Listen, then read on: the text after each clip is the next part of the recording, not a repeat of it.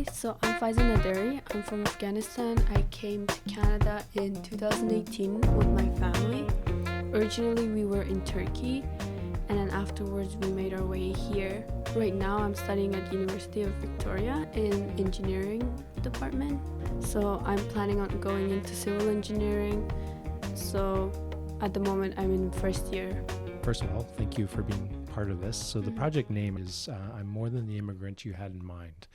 And that's the whole idea behind this audio story series and exhibition, is really to reflect a fuller identity of people who are coming to Canada from different places in the world, and allow other Canadians who are here to sort of see people in a fuller way and to really understand the stories of how they came to be here, why they're here, some of the challenges that people face when they come here, and hopefully some of the, obviously, the successes too over time, but also really to see that, you know, you're not, you know, like I said earlier, if you happen to be from the Philippines, that people don't just assume or stereotype you as being, oh, well, you must be a caregiver. Well, you know, if you're from somebody from the Philippines, that might be true, but I'm also, you know, maybe I'm a caregiver, but I'm also a mother, or I'm a writer, or I'm an artist, I'm an engineer, possibly, right? So we're many things. And I think as the more throughout society, the more we recognize that and see people for who they are, then that's drives a greater sense of inclusion and welcoming, and also supports real, you know, equity, because now you see the, you know, the value that people bring to the community as well. So tell me a little bit about, you know, how, you know, you and your family came to be in Canada. It sounds like when you left Afghanistan, you went to Turkey, probably. So can you tell me a little bit about that history of choosing, you know, well, not really choosing maybe to leave Afghanistan, but yeah. So during our time in Afghanistan, it was a really difficult situation. If you look at the history and how people live, you can kind of see why would people even leave there. And at the time, my mom, she wanted a better future for us in general, considering how many children she had and being a single mother. She didn't want that future to affect us in Afghanistan, so she decided to part ways from her land. Even though it was super difficult, she decided to go to Turkey, and there, from then on, she decided, like, they, with the help of the, I'm not sure which company, but it's really known. UNHCR, maybe. Yeah. And from there, we were able to come to Canada, and she was able to bring us here with her, like, with her own powers. This is like, not everyone can do this, and I'm really happy to be here. So I think even though it took a long time, maybe 3 to 4 years being in Turkey, we finally were able to be here. Yeah. How many siblings do you have then? I have 3 brothers. Okay. Are they all older, younger? 2 older, 1 younger. Okay. So I'm the only girl. And how old were you when you went to Turkey? I was at the age of 9. And my oldest brother, was around 14 or 15, yeah. Okay. Those are tough years to kind of feel uprooted from what you know and go to something so different. And for your mom too, a huge deal to leave your home country. And how were things in Turkey for you? So within the few months, it was super difficult. When I went to the school, I couldn't even simply read. I couldn't, like, communicate with anyone. So they had no choice but to put me in first grade or so. And from then on, I was making more friends. I learned how to write. I learned how to speak. And I was able to make friends at the time, which is something super surprising compared to my education in Afghanistan. I was horrible in school in Afghanistan. The teachers were never supporting me. They always thought I was, like, a really bad student. The only thing that I was good at was just math. And when I came to Turkey, I was not only good at math, but also, like, more supported by my teachers and my friends and stuff. So I was super happy. And when we did come to Canada, I was also kind of sad and felt like, oh yes, a part of me is being taken away, which was Turkey and my friends and everybody. So when I came here, it was super difficult to even adjust, and I constantly felt homesick.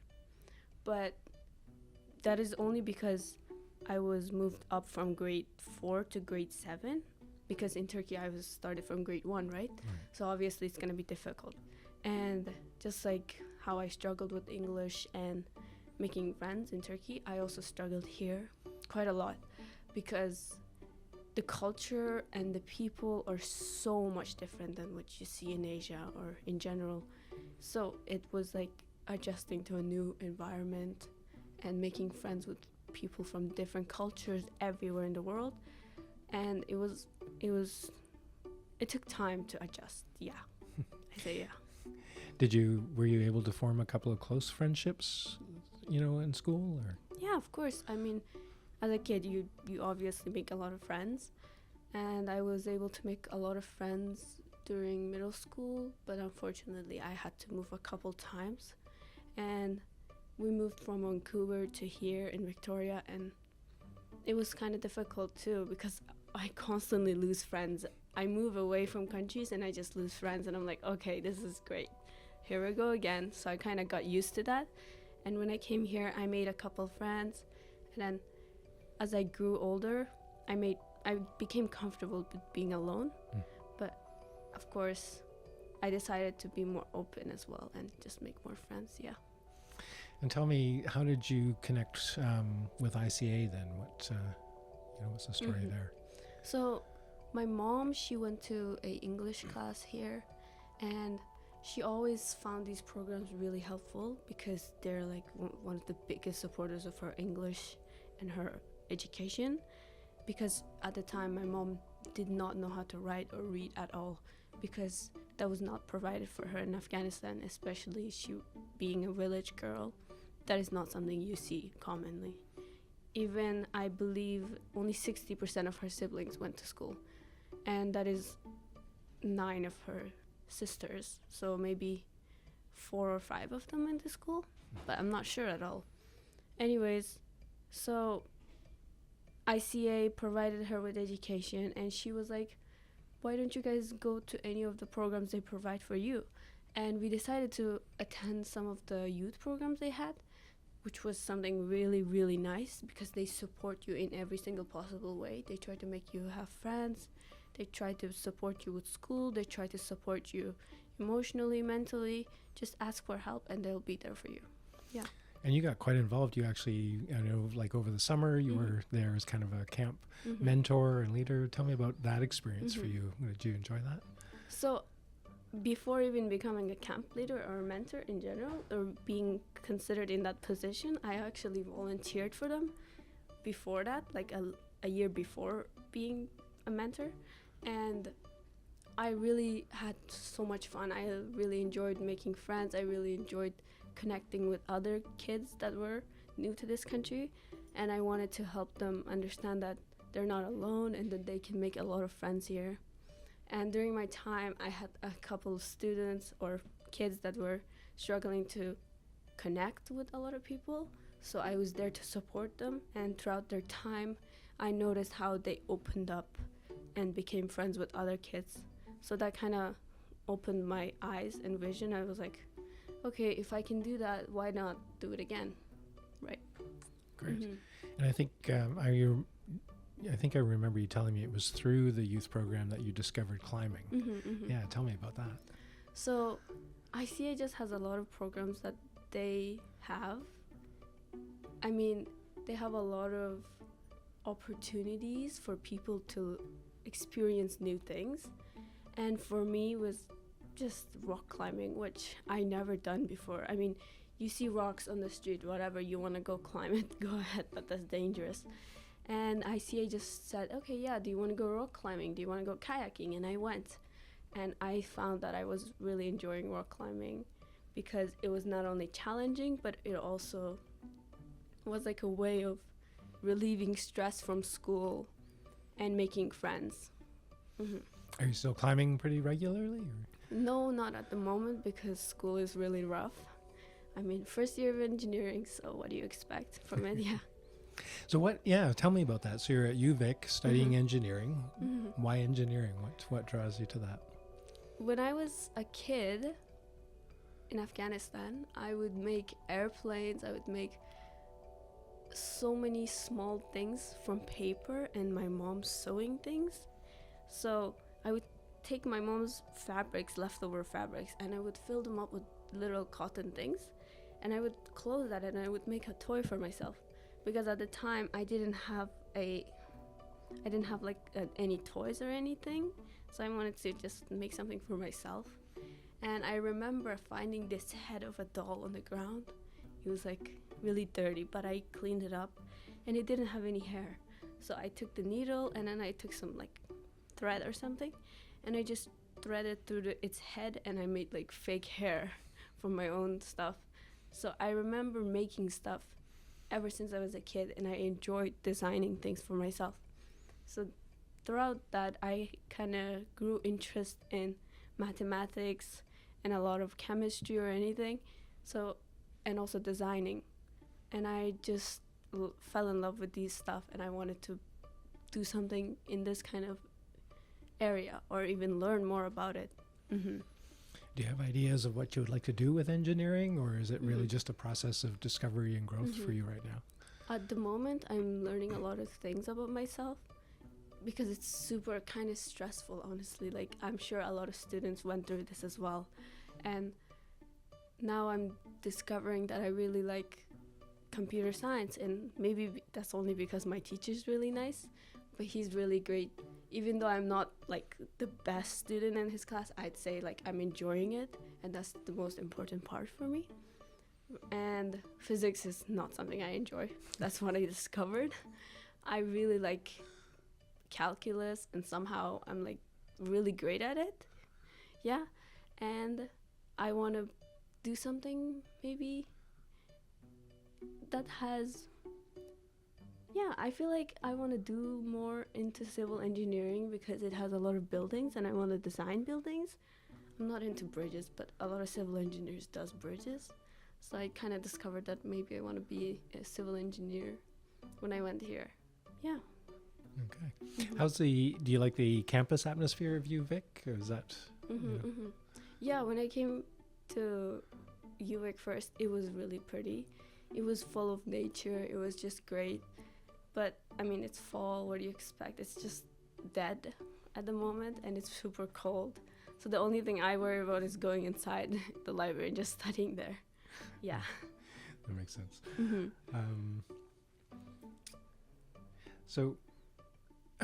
Is ICA still part of your life? Are you still connected to the youth program? Or? Yeah, I would say so. Sometimes they ask for help, and they're like, oh, does somebody wants to help us out in this program that we're hosting this Thursday, or does somebody want to join and participate in this program and just have fun? You don't have to volunteer or anything. And sometimes I go if I have time, sometimes I basically don't. And my brothers are actually partaking in it more than I do right now, because they're not that busy. All right. So that leads me to, tell me more about, just for the rest of your family, like for your mom and your brothers, how are they finding life in Victoria and settling in, and what are they doing? My mom, she's doing really great. Her English has improved way more than ever. Maybe comparing it to her first year in Canada, I would say she is 10 times better in English than ever. And for my brothers, I would say my brother is enjoying a lot of the sports he's doing, and that is because of ICA as well. So my brothers are really good at rock climbing too, and they have been part of rock climbing maybe 2 years now, and that is because of ICA. And they're doing really, really good at it, to the point that everybody was shocked how good they were within 6 months. That is impossible. You must be rock climbing for 10 years for you to be even that good. Yeah. And I think they're doing really good. I'm just really happy that they're thriving in whatever they're doing. I'm just hoping for the best. Great.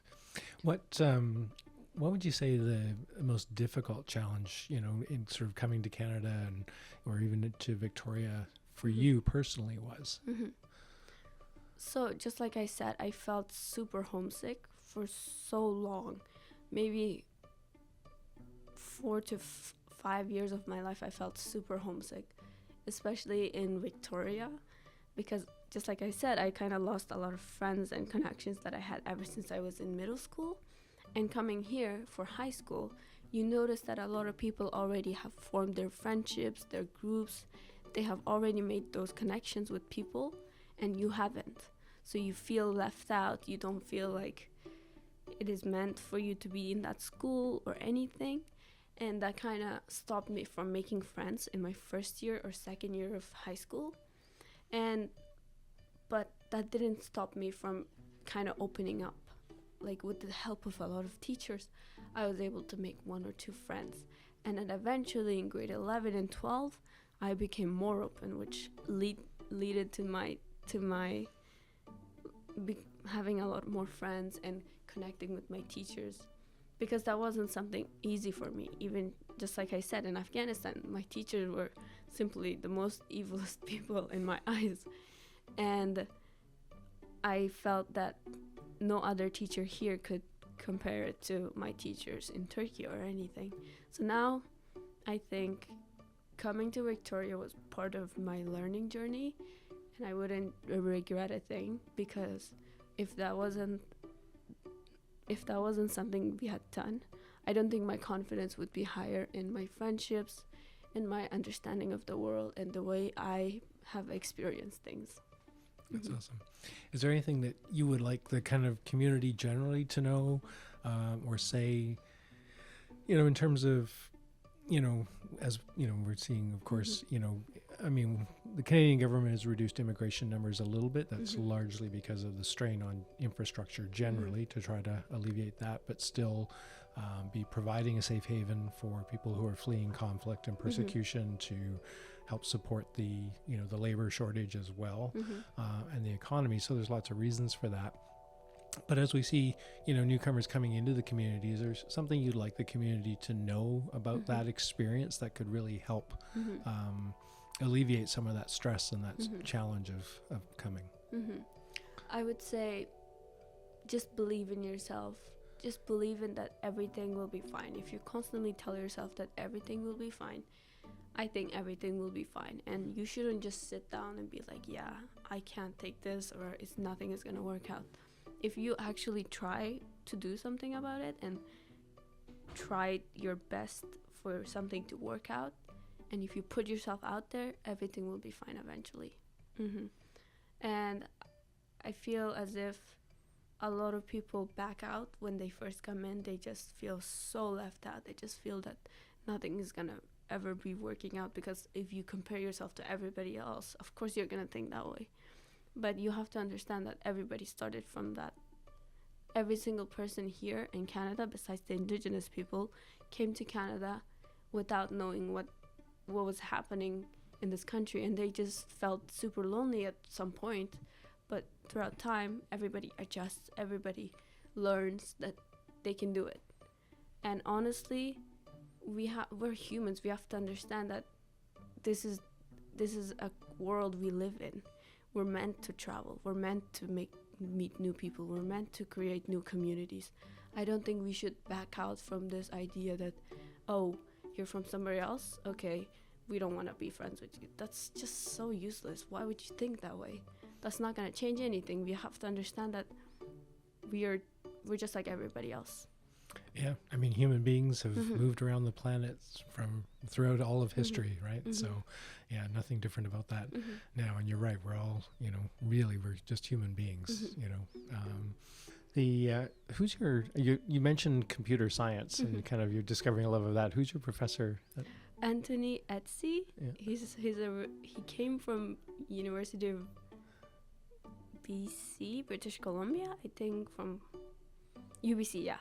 And he's teaching my class for the first time, and he's been really great. I think, like, even our TAs are constantly telling us, they're like, oh yeah, this teacher is just so amazing. And I'm like, yeah, I know. And the survey, I gave him 100 because he's such a great teacher. That's awesome. That's great to discover somebody with it, as you say, because, that's such a contrast to your experience of, school in Afghanistan and the roles that, teachers had there versus the role they have in he has in your life now. That's pretty cool. So engineering, computer science, I can see a future in you designing net positive buildings. Hopefully, yeah. Yeah, great. Okay, well, thanks so much for sharing kind of some of your story with us. It's really great to have you as part of this project. It's clear to me. I mean, I've had a little bit of opportunity to kind of just observe your interactions with the youth in the summer program, and you're such a positive kind of person around the way you work with people. So yeah, it's I know, as you say, you face some challenges, but clearly you have really risen to be just such an amazing person. I'm so glad to have you here and be part of this. Yeah, thank you so much. I just hope people can hear my voice and be like, yeah, she's right, I can do it. Yeah. Awesome. Thanks, Faeze. Yeah, thank you.